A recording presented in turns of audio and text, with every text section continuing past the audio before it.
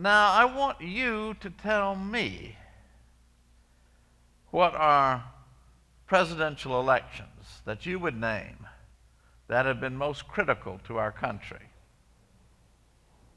1948, Harry Truman. 32. 48, very good. 1980. Okay. 1932. 1912, that's a very good answer. Woodrow Wilson, very good answer. 2012. 2012. And we may return to that, if you don't mind talking about the present. Well, I think on any list, the election of 1860, the election of 1864, the election of 1932, and the election of 1980 should all rate towards the very top. But I'm going to tell you what the most important election in our country's history was and remains. And that is the first election. The election that led to the inauguration of George Washington in 1789. For without that election, we would not have had any more. And I want you to take one thing away from tonight, and I want you to ponder it and think about it when you vote. It's not the election that is all important. It's what the person who is elected afterwards accomplishes. Do you understand that? It's what they actually accomplished. Now, our media, oh my gosh, are there media people out here?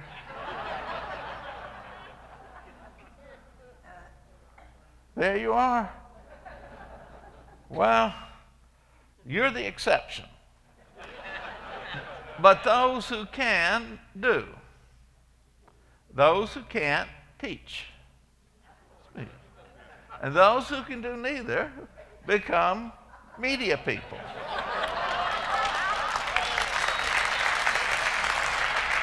However, they have surpassed themselves this time. These youthful people with these bizarre glasses, strange colored shirts,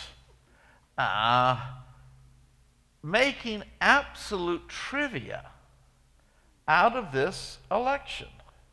Now, the whole of the Islamic world is in flames. We'll come back to that. But that is the most serious issue facing us. It'll be the most serious issue of facing the next president.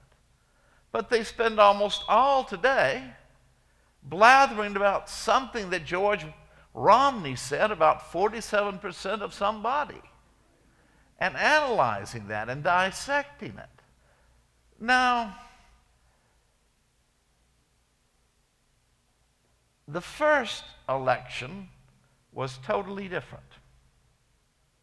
There were newspapers, but there were no campaign contributions. What would George Washington have done if you had come up and offered him a campaign contribution? He'd have horsewhipped you. No, I mean, he would have. You weren't worth shooting, so he would have horsewhipped you. And it was not looked upon as something like the Super Bowl, which is how these elections are presented. It's some big game that you win, and afterwards you get a ring, and then it doesn't matter. No, he knew how profoundly important this election was. He did not want it. All he wanted to do was to spend his remaining years at Mount Vernon with his beloved Martha. But he was prevailed upon because the 39 men who signed the Constitution, far more their citizens who in their wisdom ratified it.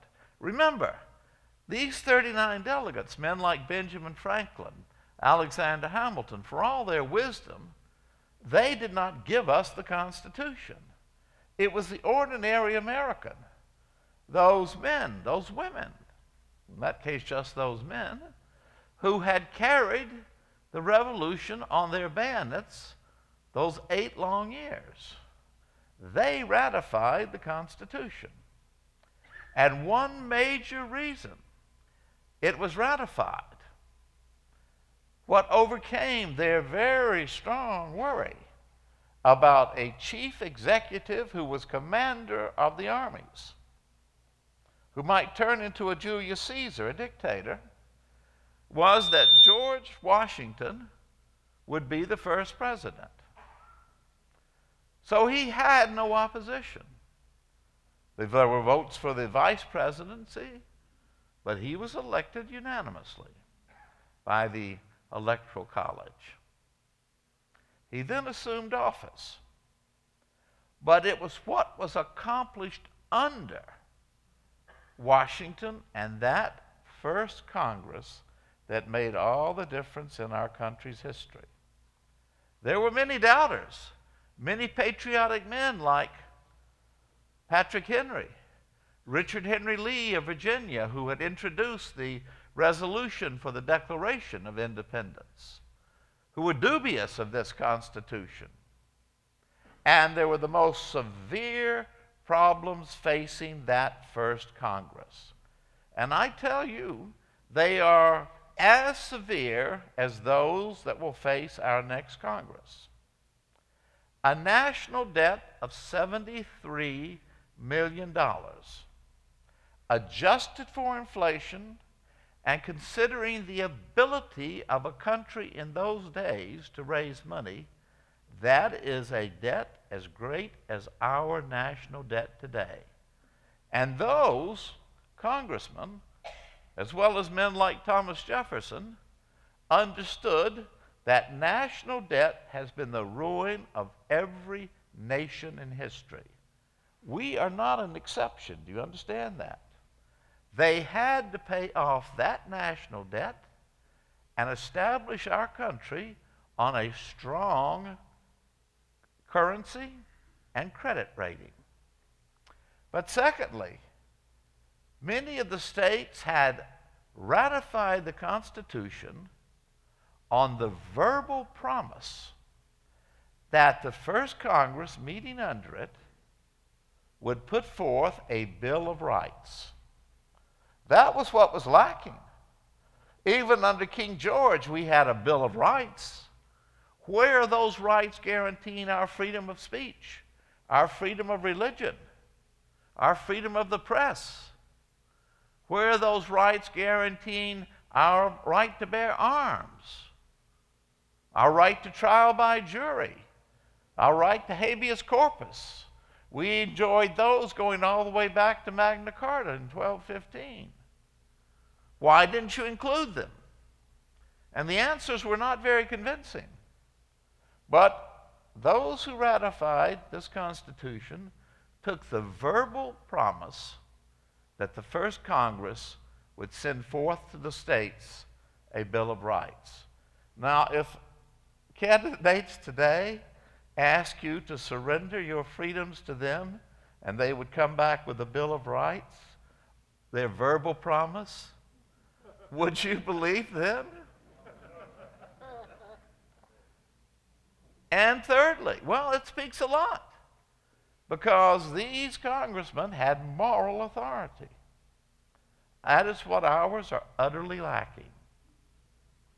Then thirdly, this vast area that was the Northwest and Southwest territories that we had gained from Britain as a result of our treaty negotiations, that would become states like Indiana, Ohio, Michigan, Wisconsin, parts of Minnesota, Alabama, Mississippi.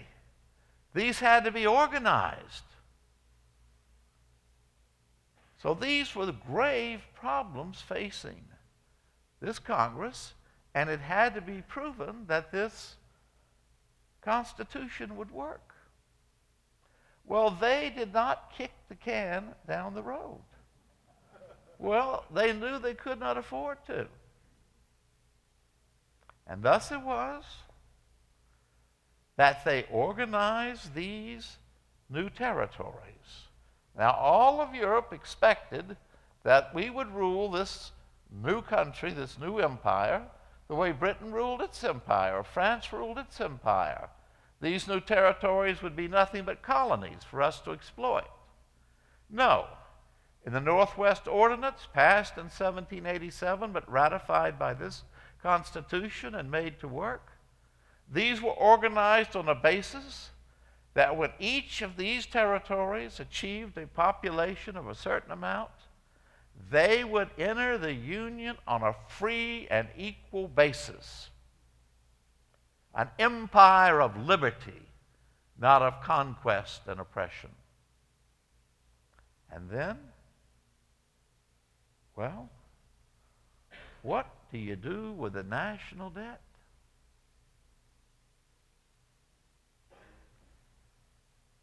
You're going to kick that can on down the road? It cannot be done.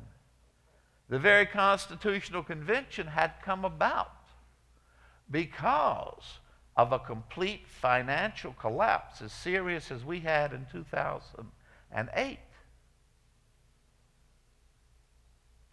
And the banks, the credit, frozen all the way up, not just through Boston, not through London, all the way to Amsterdam. Well, Washington found his men.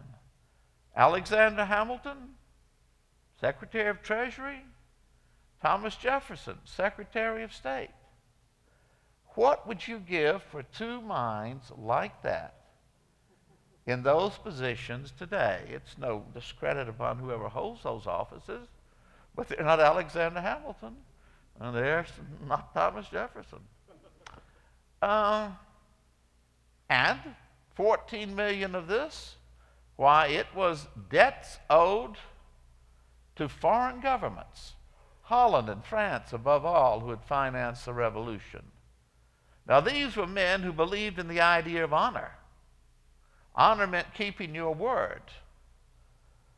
How many, and this is no disparagement of them, but how many congressmen and women today really understand the meaning of honor? These were debts of honor, and they would be paid off in hard currency. And then the second, debts owed to individual merchants. Well, most of these were now owned by speculators. You see, during the Revolutionary War, you would finance the revolution with a $1,000 bond. But as the new government, as no really strong government came into being, that had dropped down to being worth about $50. And by 1786, you'd bought it from her at $50, but you decided you weren't going to get anything for it. So you sold it to her for $1. Now the question was, were you going to be paid $1,000 for something you had been paid $1 for? And the easy answer was, well, no. But Hamilton again convinced this Congress, and they acted upon it. Why, yes, we'll pay you that $1,000. Otherwise, nobody will again have faith in the credit of the United States. And then thirdly, debts owed by the individual states. That was the most contentious of all, because Virginia had been frugal and paid off its debt, but other states had not. And Virginia said, we're not going to pay for a spendthrift state like South Carolina. So no, we will not vote to pay this off. Well, that seemed insoluble. But the great Washington, presiding over all of this with his moral authority, called together Hamilton and Jefferson in his study and said, I want you gentlemen to walk up and down in front of my study, and when you come back in, you'll have a solution, and we'll have tea. Jefferson said, there is no solution. Virginia will not pay these debts. Hamilton said, what if I could tell you that the new federal capital will be located along the Potomac? Well, that's impossible. Everybody knows it's going to be in Philadelphia. Well, I think Robert Morris, the great financier, can swing the votes from Pennsylvania. And so it was done. Now, is that politics? Is that compromising? Did it work? And the currency of the United States was established on a sound basis. And in 1789, when the French Revolution broke out, there was no place in Europe to put your money except in this new country. And so we paid off our debt. We did it in a hard and difficult way, but it laid the basis for the prosperity for generations to come. And we had proven that this new Constitution could work. There was one issue that had been left very much up in the air. That was slavery. Those men who crafted the Constitution were politicians. They had high moral principles. Many were bitterly opposed to slavery, but they had decided, do you want a Constitution, or do you want to stand on your moral principles and let the country ruin? But this first Congress did address it in a specific way. For in that Northwest Ordinance, it proclaimed that slavery in these territories shall be forever forbidden. So looking into the future of a land of freedom. But of course it was slavery that would tear this country apart. And in 1860, people went to the polls knowing how crucial this election was, how badly the divided the country was. We were as divided then as we are now, geographically. I'm not going to go and try to give this speech in Delaware. I could not run out fast enough these days. All those Delawareans are wild people. No. Geographically, but on moral principles. And ultimately, what divides us today are moral issues. Limited government is a moral issue. Fiscal responsibility is a moral issue. A nation can no longer cannot afford to be fiscally irresponsible and in debt any more than you can. It will catch up with you sooner or later. And the very question of entitlements is a moral issue. And the very question of how much of your money should be taken and given to others is a moral issue. Thus, 1860 saw us just as divided, North and South, slavery, anti-slavery. The Democrats were split. One Democratic candidate opposed to slavery, one in favor of it, one saying, let's kick the can down the road, maybe it'll go away. But the Republican, Abraham Lincoln, was elected. Not by a majority of the people, but by the Electoral College. He knew from the very beginning this was going to lead to war. And from the very beginning, I tell you, he was determined in that war to end slavery. He believed that a house divided against itself cannot stand. He did not expect that house to fall, but he did expect it to cease to be divided. And I say those words are just as meaningful for us right now today. We are a house divided, and we must be united, or we will fall. He had also already said that all the armies of Europe can land on the Atlantic coast with all the treasury of Asia and Africa and Europe at their disposal, and Napoleon Bonaparte as their general. They cannot take a drink of water from the Ohio River. We alone can destroy ourselves. And that is still true today. But then came 1864. Now the question was all this blood that had been shed in vain? Lincoln was so unpopular. We think of him now as the great figure. He was bitterly attacked.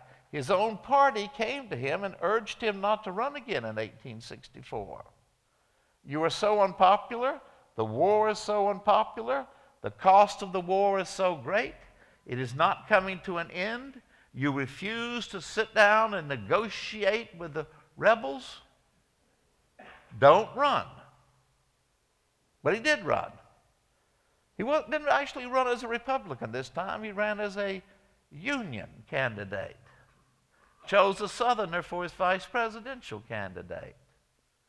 It looked as though he was going to lose. But he was a politician, but a politician who knew the issues that were at stake.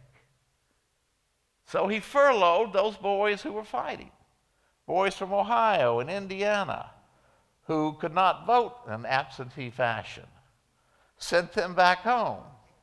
Well, who better to decide this election than the boys who were fighting the war? And it was accomplished.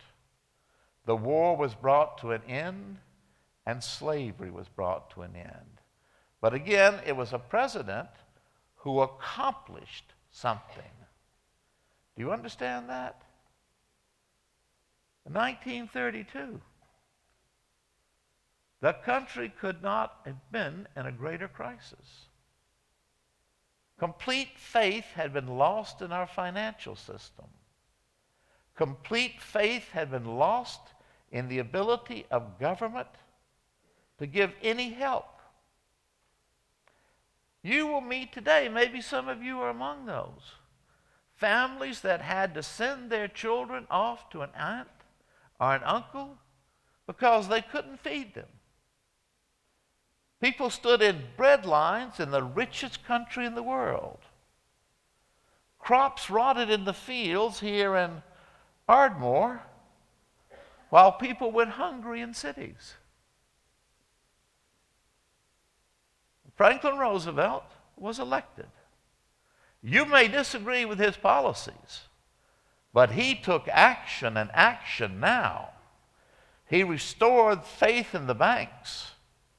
He undertook a broad program of public works. Now, I keep hearing, now this is not a partisan statement. You understand that? You understand that, Mike? It's not a partisan statement. I keep hearing President Obama saying all these things about public works and so on. My simple question is, well, where have you been the last 4 years? Why haven't you done any of this? Well, Roosevelt did it. He had restored the confidence of the American people that their form of government could work. That's what he told them in his first inaugural. Our Constitution is the most flexible instrument of government ever devised by the mind of man. It has settled a continent, fought a civil war, fought a great war. And it can solve this crisis. It can solve our crisis today if it is not paralyzed by Congress and a president who does not come forth and accomplish things. Finally, 1980. Jimmy Carter. I lectured to you on Ronald Reagan. I had my Stetson hat out to bring down, wear tonight. Walked off and left it. Jimmy Carter had, again, not a partisan statement, just a historical fact, had reduced us to the level of a pathetic nation. Rampant inflation, again, a complete lack of faith in our economy, and our foreign policy in total shambles. The Soviet Union was going to be the great superpower of the day. That's what even historians told you. They were the next superpower. Aggressive, building a huge navy.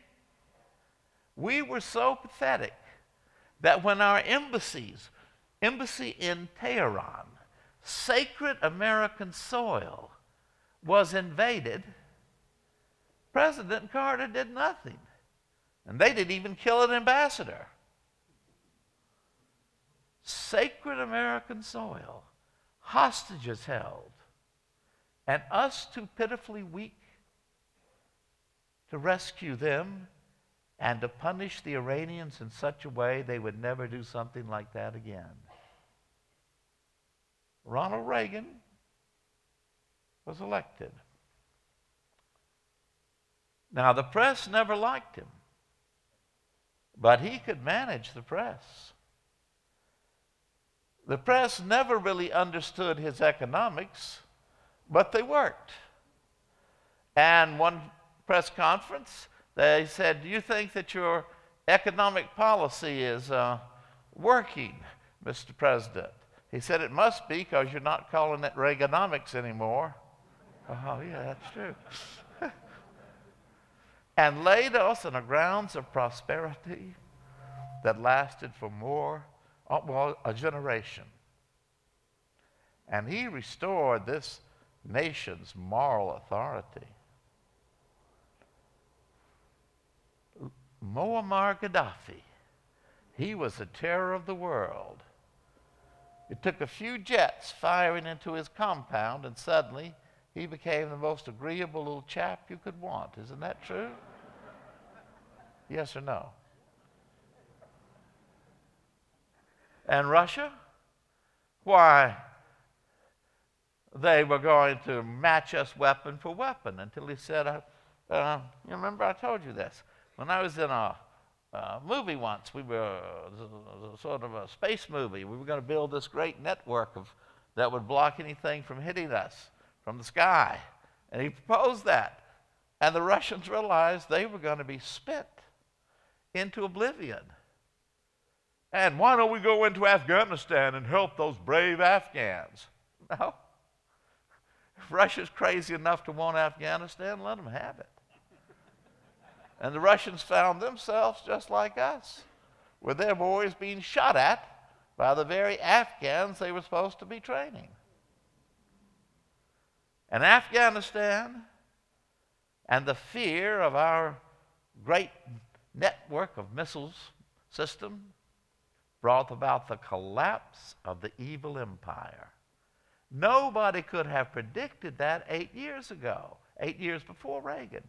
You would have been insane if you had made that suggestion. But he accomplished something. So that's what makes a critical election into a definitive election. To elect a leader who can work with Congress to get things accomplished. Now, I'm telling you, we do not have any more time. We cannot kick the can down the road, and you must allow it not to happen. You must stop it. We face very grave economic problems. We have done nothing to pay off the national debt. But I have been saying for more than a year, the next president may not have the opportunity to fix the economy. I think the next president will be swept up in world affairs. The world is exploding before our eyes. To think that all of these stormings of American embassies are somehow spontaneous uprisings by a few misguided individuals is utter nonsense. Do any of you believe that? No. You believe this is happening from Tunisia to Thailand and Indonesia. More than a year ago, I was interviewed by National Public Radio. And I was asked about the Arab Spring. And wasn't this a great sign of democracy? And I said, no. I said, what's happening in Tunisia is carefully organized and orchestrated by militant Islamic groups. They do not want democracy. The Middle East has never understood democracy.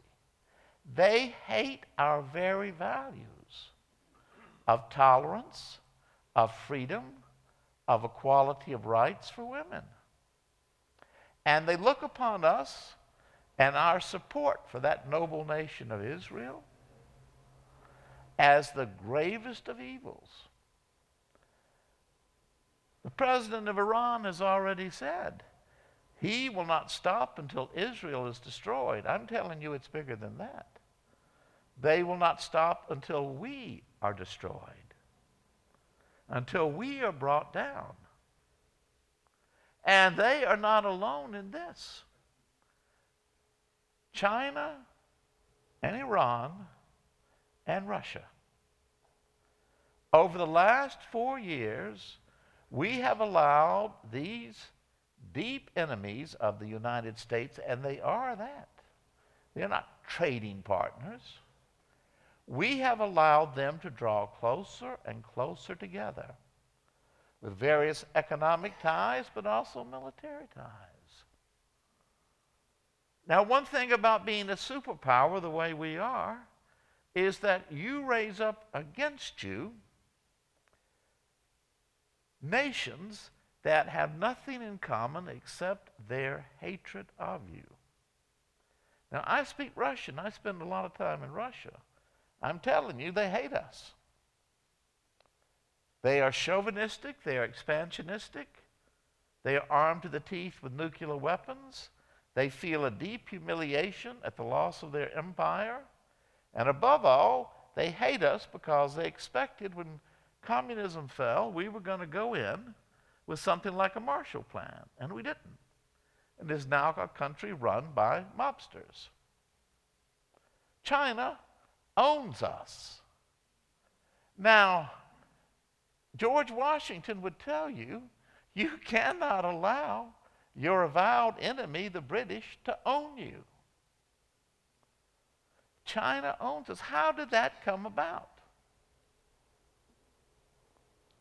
Lenin already said, if you want to destroy a country, first you get its debt in your hands, and then you destroy its currency.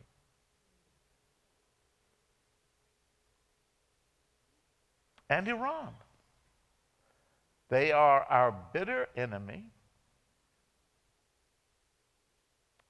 And as Russia holds a stranglehold upon Europe by its control of natural gas, so there is Iran with its oil supplies. But, and I promise you this, it already has nuclear weapons. It has those weapons. And they are aimed at Israel.